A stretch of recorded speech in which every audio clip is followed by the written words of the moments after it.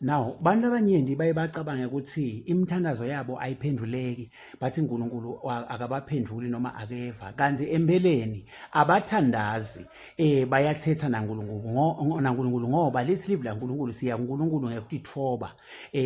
mase yawuthandaza ngoba kuthandaza kukukhuluma naNkulunkulu akusiko ukuthetha naNkulunkulu kuthandaza akusiko ukushawutha naNkulunkulu kuyavakala so bantu abaningi ke bathi bona bayathandaza uma athi umuntu babe ngegama lika Jesu ngilambile ngiswela kudla babe ngegama lika Jesu ngifuna ukubhadala esikolweni babe ngegama lika Jesu irice iphelile esikopotini ngegama lika Jesu ngimemetela sakube nerice ngegama lika Jesu ngifuna ukuthi akube nempupho esikopotini akusiko ke lokho ukuthandaza ke lokho bazalwane lokho kuthetha nje uthethisa uNkulunkulu nje bese uNkulunkulu uyamangala ukuthi sengithethiswa lapha ngendeni azathi ngiyathemba ukuthi uyadibuta naye ukuthi unani uyagula noma uvuke ngemadlingozi ngoba na ukhuluma naNkulunkulu uyatithoba